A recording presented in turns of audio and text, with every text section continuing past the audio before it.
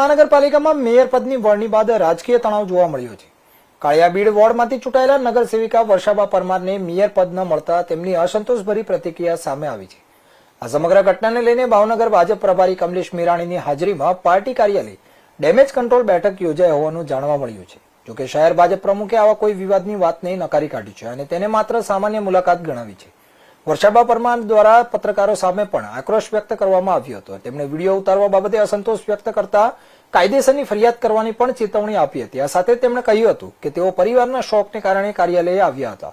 આ સમગ્ર ઘટનાને લઈને પક્ષને અંદર ચર્ચાઓ તેજ બની છે. જોકે ભાજપ શહેર પ્રમુખે તમામ અહેવાલોને લૂલો બચાવ ગણાવીને વિવાદ નકાર્યો છે.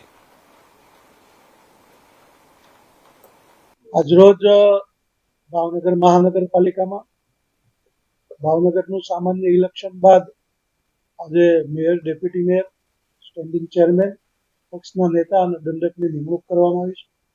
મેયર તરીકે સામાન્ય મહિલામાં બેન ઉષાબેન તલરેજા, ડેપ્યુટી મેયર તરીકે અશોકભાઈ બારૈયા, સ્ટેન્ડિંગ ચેરમેન તરીકે કિશનભાઈ મહેતા, નેતા તરીકે લાલભા વાળા અને દંડક તરીકે રિંકુબેન માંગુકિયાનું પ્રદેશ નેતૃત્વ આદરણીય જગદીશભાઈ વિશ્વકર્માજી, આદરણીય ભૂપેન્દ્રભાઈ પટેલ, હર્ષભાઈ સંઘવી તેમજ સંગઠન મહામંત્રી અમારા ઝોન મહામંત્રી આદરણીય અનિરુદ્ધભાઈ તમામના આદેશથી આજરોજ ભાવનગર મહાનગરપાલિકામાં 5 પદાધિકારીઓની નિમણૂક કરવામાં આવી છે.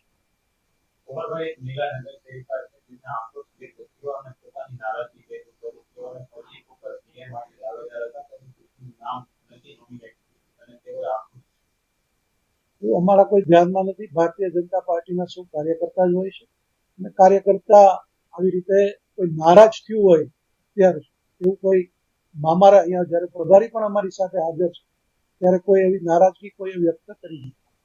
ઉમરભાઈ, ડેમેજ કંટ્રોલની અત્યારે મીટિંગ પણ યોજાઈ હતી કમલેશ મીરાણીની, તો એમાં શું એમાં ચર્ચા થઈ છે?